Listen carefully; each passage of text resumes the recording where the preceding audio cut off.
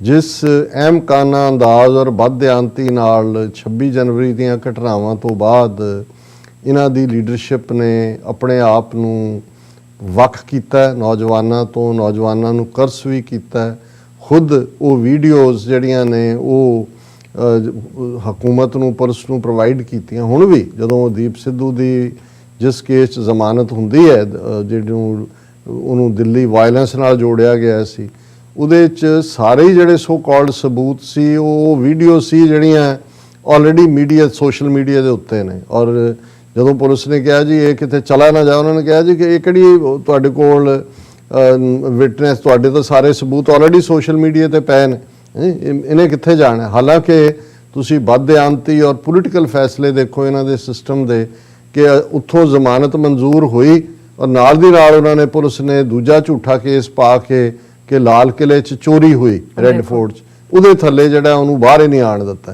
हुण एक पासे तां जदों तुहाडी जिहड़ी यंग और 170 दे करीब नौजवान और बजुर्ग उस सारे च जिहड़े ने वो किवें उहनां नूं टॉर्चर कीता, किवें जलील कीता और किसान लीडरशिप ने हत्थ धो लए क्योंकि कामरेडी पार्ट। हुण दूसरे पासे एक पासे तां कौमी झंडा खालिस्तान तां दूर दी गल, ईवन निशान साहब उहनां दे लई प्रॉब्लमैटिक सी बिल्कुल। वो पंजाब दे किसी मुद्दे नूं टच भी नहीं सी करना चाहुंदे।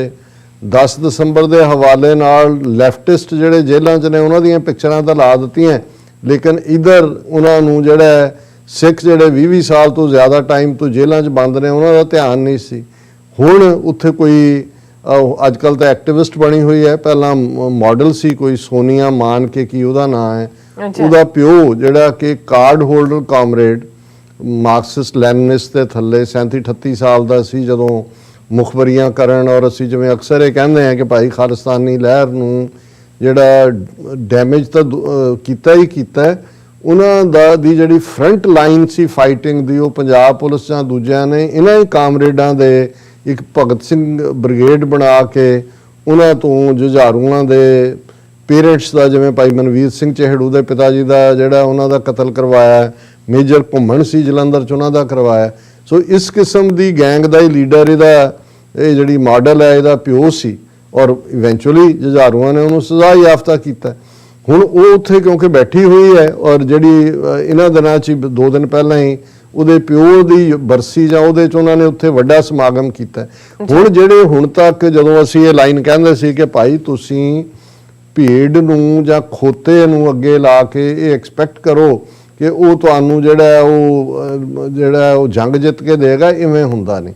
ਹੁਣ ਉਹਨਾਂ ਨੂੰ ਵੀ ਇਸ ਗੱਲ ਦਾ ਅਹਿਸਾਸ ਹੋਇਆ। ਅੱਜ 2-3 ਕਾਲਾਂ ਆਈਆਂ ਕਹਿੰਦੇ ਜੀ ਮਤਲਬ ਇਹ ਤਾਂ ਬਿਲਕੁਲ ਹੀ ਜਿਹੜੀ ਗੱਲ ਤੁਸੀਂ ਕਹਿੰਦੇ ਸੀ ਉਹੀ ਹੋਈ ਕਿ ਭਾਈ ਇਹ ਤਾਂ ਇਹਨਾਂ ਦਾ ਕਾਮਰੇਡੀਪਣਾ ਖੁੱਲ੍ਹ ਕੇ ਬਾਹਰ ਆ ਗਿਆ। मैं क्या जी हुण गल तां यही हुंदी है, असीं कई वारी पब्लिक सेंटीमेंट देखते हैं, इस गल नूं कहण तो थोड़ा जिहा गरेज भी करते रहे हैं क्योंकि लोगों के जज्बात जुड़े हुंदे ने। पर इस गल का ध्यान रहा कि भाई जे उस काफले का लीडर राह च नहीं करवाना चाहे कि भी उन्हें काफले नूं उस पासों लैके जाना है जिथे लुटेरे बैठे ने, राहजन बैठे ने, तो फिर उस काफले नूं कोई नहीं बचा सकता।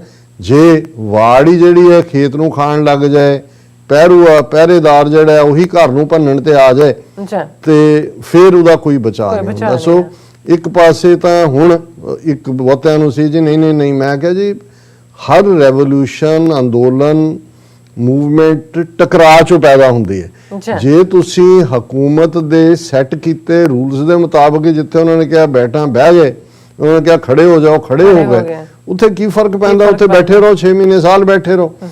हुण एक फैसला जिन्हें उन्होंने वक्त पाया होया सी 26 जनवरी नूं ट्रैक्टर मार्च, वो इन्हां दी बददियानती दी वजह करके इन्हां दी स्ट्रेंथ वीकनेस बदल दित्ती।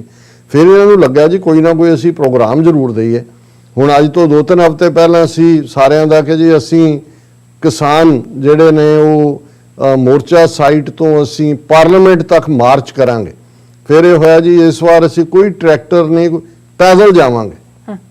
फिर ये होया कि जी कोई नहीं जे उत्थे ना भी पहुंचण दिता, हुण जिथे बैठे ने उतों 25 किलोमीटर या 30 किलोमीटर है पार्लीमेंट हॉल, पार्लीमेंट बिल्डिंग, कि जी असीं गिरफ्तारियां देंगे 300-300 दा जिहड़ियां उन्हां सारियां तो भज गए। और हुण कल फैसला किया जी नहीं वो ਜਿਹੜਾ ਹੈ ਉਹ ਮਾਰਚ ਜਿਹੜਾ ਸੰਸਦ ਘੇਰਨ ਦੀ ਗੱਲ ਹੈ ਉਹ ਨਹੀਂ ਕਰਨੀ।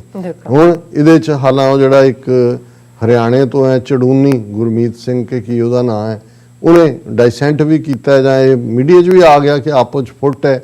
ਹੁਣ ਗੱਲ ਇਹ ਹੈ ਕਿ ਭਾਈ ਜਦੋਂ ਤੁਸੀਂ ਅੰਦਰ ਤੁਹਾਡਾ ਸਲਾਬਿਆ ਹੋਇਆ ਹੈ ਤੇ ਤੁਸੀਂ ਐਕਸਪੈਕਟ ਕਰਦੇ ਹੋ ਕਿ ਜੀ ਇਹ ਬੰਬ ਚੱਲੇਗਾ ਔਰ ਇਹਦਾ ਧਮਾਕਾ 10 ਮੀਲ ਤੱਕ ਸੁਣੇਗਾ, ਉਹ ਤਾਂ ਵੈਸੇ ਹੀ ਸਲਾਬਾ ਹੈ। ਉਹ ਜਿਵੇਂ ਉਹਦੀ ਛੁਰਲੀ ਦੀ ਗੱਲ ਕਰਦੇ ਨੇ ਕਿ ਭਾਈ ਬੋਤਲ 'ਚ ਪਾ ਕੇ ਛੱਡਦੇ ਸੀ ਵੀ ਤਾਂ ਨੂੰ ਜਾ ਕੇ ਸ਼ੂ ਕਰਕੇ ਕਿ ਇਹਦੇ ਪਿੰਡ ਦੇ ਵਿੱਚ ਹੀ ਵੜ ਜਾਣਾ, ਉਹਦੇ 'ਚ ਹੈ ਹੀ ਕੁਛ ਨਹੀਂ, ਸਲਾਬੀ ਉਹ ਹੈ, ਉਹਨੇ ਕਿੱਥੇ ਜਾਣਾ ਉਹਨਾਂ ਨੇ। ਸੋ ਇੱਕ ਇਹ ਬਦਕਿਸਮਤ ਪਾਰਟ ਹੈ ਕਿਉਂਕਿ ਇਹ ਸਾਰੇ ਮੋਰਚੇ ਦੇ ਉੱਤੇ ਬਹੁਤ ਸਾਰੀ ਇਨਵੈਸਟਮੈਂਟ ਹੈ ਡਾਇਸਪੋਰਾ ਸਿੱਖਾਂ ਦੀ, ਇਮੋਸ਼ਨਲ ਵੀ ਔਰ ਫਿਜ਼ੀਕਲ, ਪੰਜਾਬ 'ਚੋਂ ਵੀ ਜਿਹੜੇ ਜਾ ਕੇ ਪਿੰਡਾਂ 'ਚ ਲੋਕ ਬੈਠੇ ਜਿਸ ਹੋਪ ਦੇ ਨਾਲ।